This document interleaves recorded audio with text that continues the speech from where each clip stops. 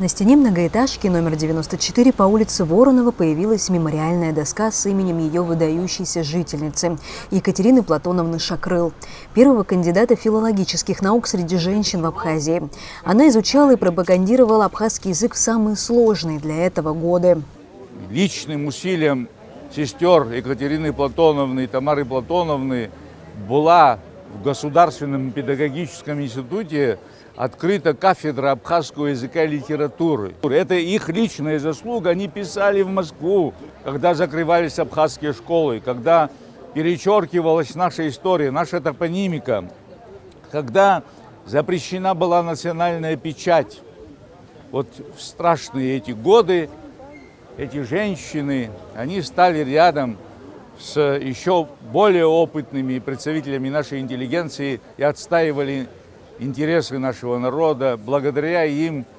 Вместе с сестрой Тамарой Шакрыл Екатерина Платоновна была активным участником национально-освободительного движения.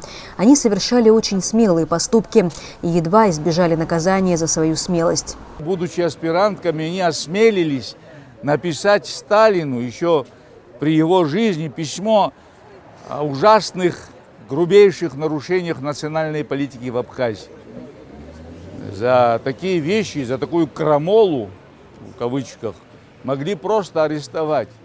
Они уцелели, Бог помог нам. И вот они всю свою сознательную жизнь боролись за то, что за восстановление нашей государственности, за восстановление ценностей наших базовых.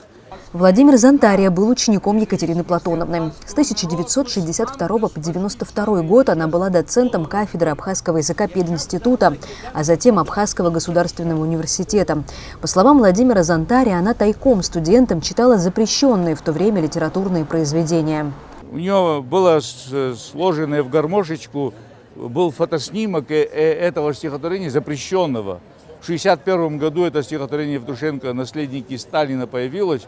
Оно не публиковалось, потому что это был первый такой сильный, мощный вызов против сталинизма.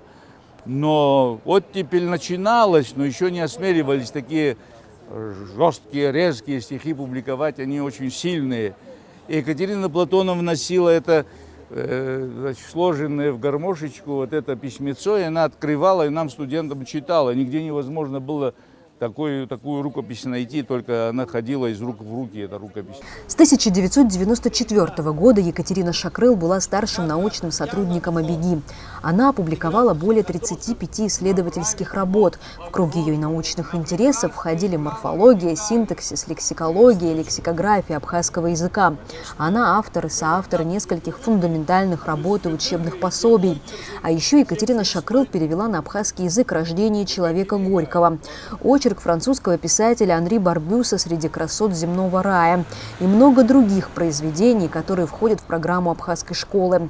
И при всем при этом Екатерина Платоновна была хорошей хозяйкой. Соседи помнят ее как теплую и гостеприимную женщину. Ведь Катя для нас, вообще для этого двора, и для нас уже маленьких сюда пришедших, она была эталон. Я вот всегда смотрела, думала, столько тепла и доброты в этой женщине.